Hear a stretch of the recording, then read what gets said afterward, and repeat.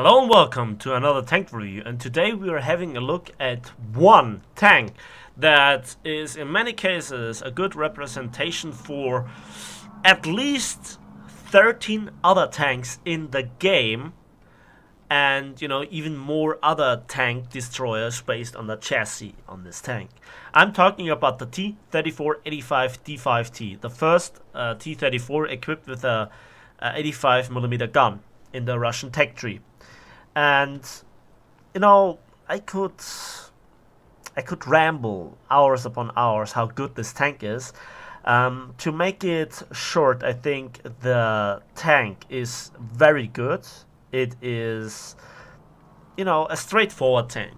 You drive directly into the face of the enemy, or you flank them and you blast them, and you have so much going for you, because I think a lot of implementations in the game, or a lot of the things how the game work, the matter of the game basically favor how this tank operates. And I think I give you a full rundown about the statistics and basically the tank review, and then let's have a look at some tips and tricks. So, I think while I'm doing this, I'll let gameplay run in the background. And just one little thing about the background footage. The reason why I show you those battles is because I think they show everything. It's not the maximum amount of kills. I could stay in one corner and snipe the entire time and, get out of an arcade battle with 15 kills. But it doesn't show you all the capabilities of the tank, or maybe its drawbacks. The same goes for realistic, and also I think the reason why you see now the part of the tank review in the on the right side is I don't want to cover the map, and I don't want to cover the position where the hit and kill cam is, and I think the kill feed is not that important. And also on the left side, it is a bit, tiring to look at. I saw that in the T-34-51 video. So let's go straight into it. We having the armor, and that is one part of the probably the controversiality about this tank, that so many people as argument for the so-called Russian bias. Is the Russian bias or is not? Depends on what you accept, because arguments alone don't seem to cut it. So first of all, 45mm slope backward at 60 degrees, and 60 degrees is around about the magical number of sloping, where a lot of shells just simply bounce or ricochet, despite the relatively thin armor. And depending on the exact angle, we are going from over 90mm to around about 65mm. We are having also the same values on the lower plate, the additional tracks here, and then two seemingly weak points. First of all, the machine gun port, and if you hit a bit unlucky, you still bounce, but you also might go through. And then also this driver's hatch, with many people say is a weak spot, and many people say it's a strong point. To be honest, it's both. First of all, this part here, this large area, is 75mm at nearly 60 degrees, resulting in around about 140mm effective thickness. But then we have also this bar here, and that is flat, and suddenly the armor is not that good anymore. But it is a tiny target, like the machine gun port. The side is here flat, 45mm like the hull, but flat. And then we also have this road wheels and also the tracks, and they absorb a surprising amount of shells, or reduce their penetration performance so much that they also don't go through. But when this tank is flat, the hull is not very strong. This is also 45, but just sloped at 40 degrees. Now I will come back to this in a moment. Let's have a look at the turret. And first we see this enormous turret ring with 90mm. It's a big target, it's flat, and the area where you have a good chance of penetrating with the usual guns that you have at this battle rating, you might go through. But on these areas and on these areas you might ricochet. Then we also have the turret face, and we have those cheeks here and this, and also here this surrounding of the gun mantle. It's all 90 millimeters, but there is a lot of sloping and rounding going on. So if you hit here, you bounce. If you hit here, you bounce. Then we have the gun mantle, 200 millimeters. And also this is part of the gun. So it's just 28 millimeters thick, but you won't penetrate here. You just damage the gun. Then we have also this cheeks here and here, here and here, and they bounce everything that gets fired at them, as long as they are facing, you know, in the normal direction. Also, this commander's hatch is 90 millimeters thick. The side of the turret is three-parted, 90, 75, and 52 millimeters, and the rear of the tank, 52 millimeters on the turret, which is flat, and this is also pretty funny, 45, but sloped at 50 degrees. You might bouncing something. So when a tank is behind you, try to angle like this. It works so often. It is hilarious. The roof is 20 and with additional 10 millimeters here, as well as the roof. That might be good enough to, you know, deflect some machine gun rounds, but nothing more. Now, talking about angling, when you angle this tank like this, and you keep rocking forwards and backwards, and change your location basically, the side is practically impenetrable, and it gives this plate here those few more degrees that more or less guarantee a bounce unless you face really big guns. So you should rather shoot at the turret to also take out the gun. And let's talk about the interior. And we have 4 crew members with a rather strange setup, because the machine gunner and the driver are in the front of the tank, and the commander and the loader are sitting in the turret.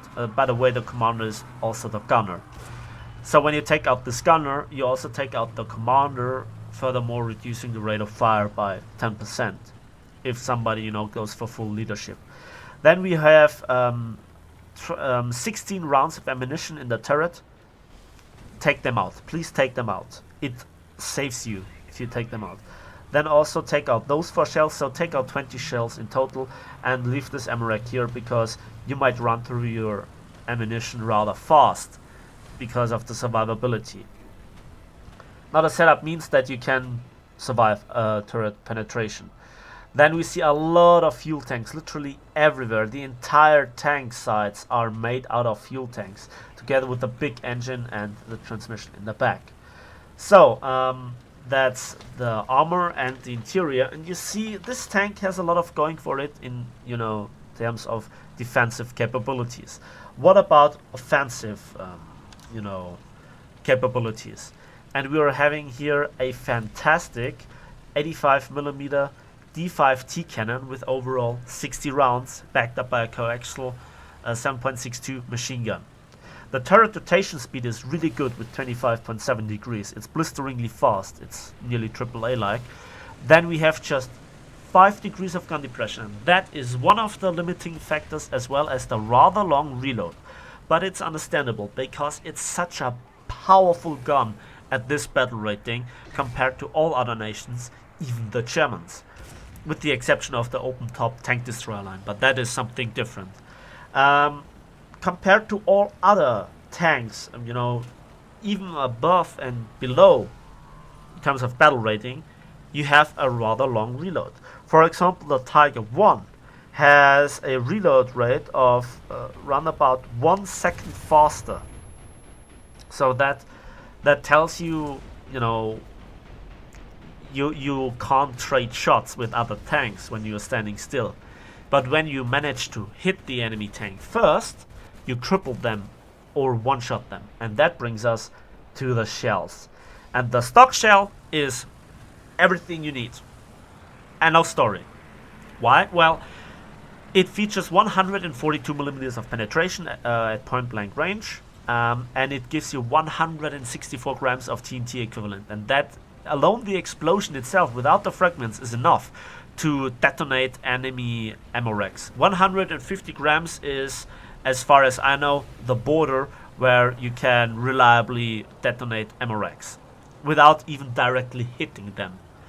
And the upgraded shell, which is just a tier 1 upgrade, gives you just half of the TNT equivalent, retains energy less above distance, but just offers you 3 millimeters more of penetration at point blank range, and the HE shell is not worth talking about. So the only problem that you really have are Hellcats from the side, because your fuse sensitivity is rather low for an APHE shell compared to the Germans, if I'm not mistaken, but Hellcats have so thin side armor that your shells are more acting like solid shots. So please keep that in mind. That's, or against AAA trucks. So that's, you know, the only drawback of this shell.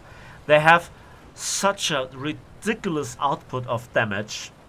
Yeah, it one-shots. The Germans have to actually mount a 10.5 gun on the King Tigers to surpass the devastation that this shell causes when entering the tank.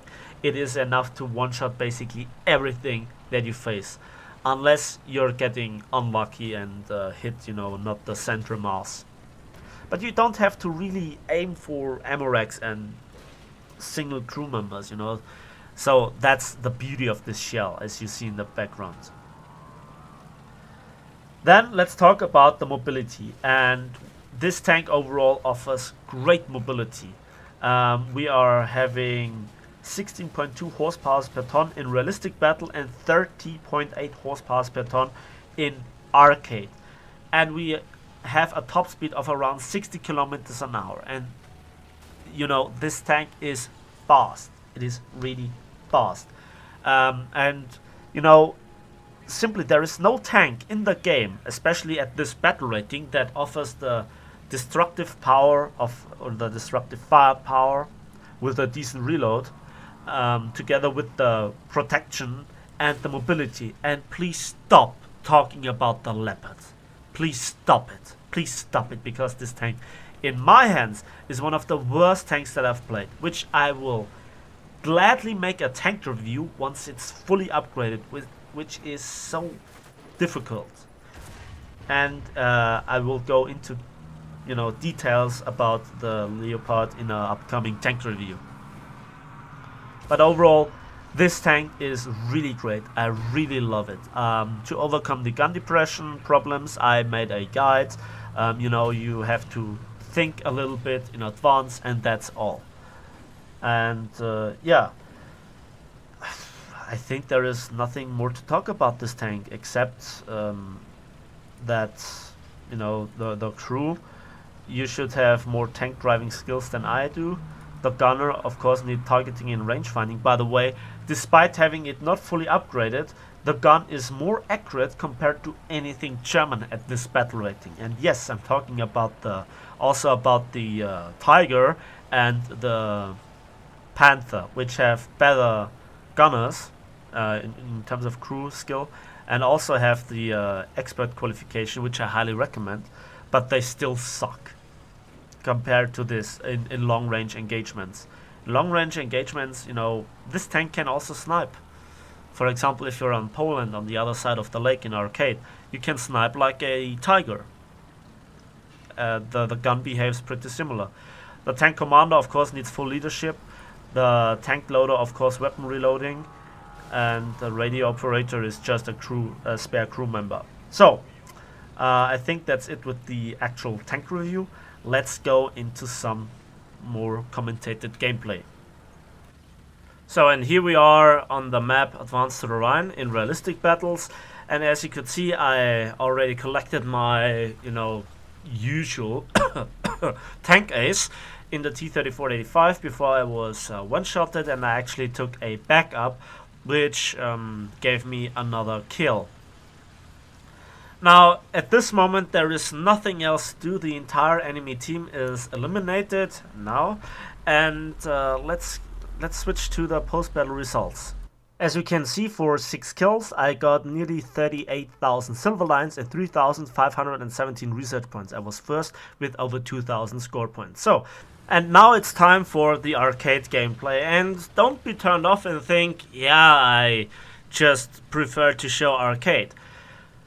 You know, it depends on which battle shows you the most. In, Advanced to the Rhine, in realistic battles, I showed you how good this tank is on flat terrain in terms of mobility and also, kind of close range engagement. What can this tank do in arcade where there are all those markers and it is so easy to spot an enemy? Now please have a look at the speed. I'm going up hills with with over 40 kilometers an hour, and then once it's flat I accelerate back to nearly 50 and so on. The mobility of this tank is very, very good. The maneuverability as well. Well, the reverse gear could be a bit better, but it is still, not bad. And I think that's the theme for this tank. There are other games, other guns, like the 17 pounder on the Firefly Sherman, or, the 75 on the Panther, or even the 88 on the Tiger, which have higher battle ratings, and they have more penetration. They also have a shorter reload, as I mentioned in the tank review, but still they are kind of more fragile due to their lower maneuverability. And yes, I know all about angling with the Tiger, but still, this gun is very capable of punching through even an angled Tiger. Now here I went all the way around on Poland, on the other side of the lake, and I tried to kill the frontline tanks first and then support my team, but I had no clear shot on the KV2s, and so I switched to the Hellcat and I gunned down the fences so I have a better shot. Now, what gets a T-34 killed in general? I think many people use the speed, like in a Hellcat, to get them killed early on. This tank can and will get one-shotted, but it is, so different from anything that the British, that the Americans, and also that the Germans have to offer at that battle rating. And there you can see one-shotting on the eyes too. Now, overall, this tank is really good. And sometimes, there are rules of engagement in War Thunder and in World of Tanks, Armored Warfare, also in reality, and one of the key aspects is called patience and situational awareness. And when you lack those, even a very good tank can get killed when the driver has absolutely no idea what he's doing. And also when you think this tank is overpowered and you drive into the middle of the enemy, and you might gun down one, you might bounce 1-2 shells, and then you die. And if you do this with German or American tanks, or British tanks therefore, you might die sooner or faster. But overall, with the T-34, you just take that one guy with you. One shell hit is often everything that you need. One successful penetration. This is why,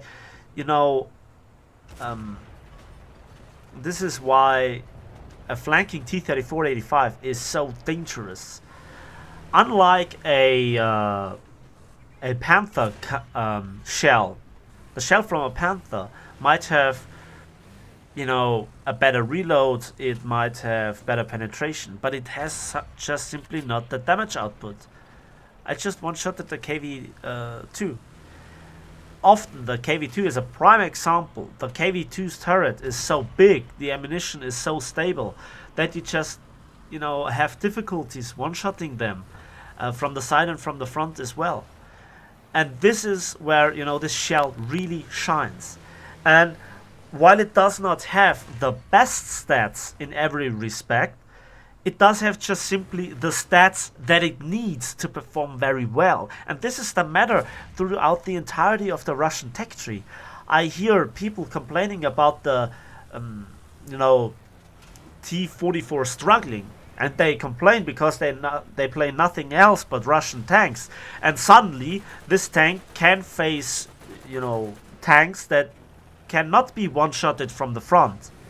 And then they struggle because they never have learned anything else but to one-shot people from the front and, you know, not even having to aim that much. And that's kind of sad, to be honest.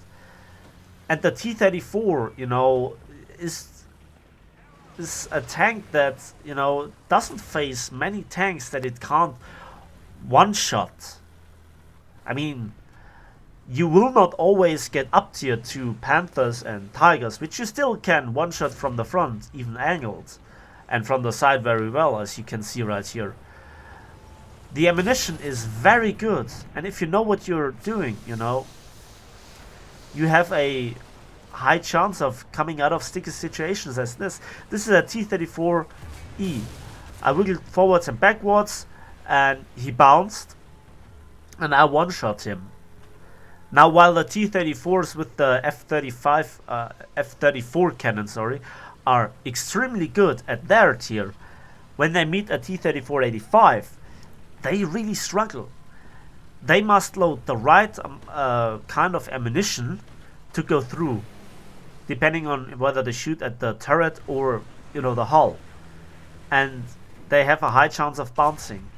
T-34 versus T-34 is, you know, very much skill based. Who shoots where first and does which kind of damage, or one-shotting it, you know. And so situational awareness and counting on people trying to, you know, try to revenge kill you is very important. And so this battle, did it look hard? Did it look difficult? Was it my skill? What did the tank do?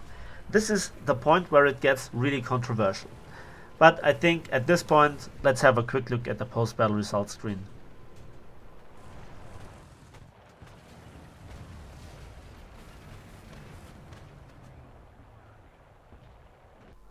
And we can see for 9 kills and 1 assist, I got 45,000 silver lines and nearly 3,500 research points. So I also was first in team with 2,287 score points. I think at this point, you know, the final verdict for the T-34 is it is a rather relaxing tank because it forgives you mistake. Unlike other tanks, you can get away with certain stuff. And, you know, if you are a bad tanker in the T-34 and say that the T-34 is bad, you might just learn tanking from the beginning again, because then you're something. Then you're doing something wrong. And it's not the tank in this case. That's my message. This tank, you know, has drawbacks which you can work around. Other tanks have certain drawbacks which you cannot really work around that easily. Yeah, and so that's it for today. Thanks for watching. Thanks for listening. Hope you enjoyed the video. If so, please give it a like. Subscribe if you want to see more. And see you next time on the battlefield.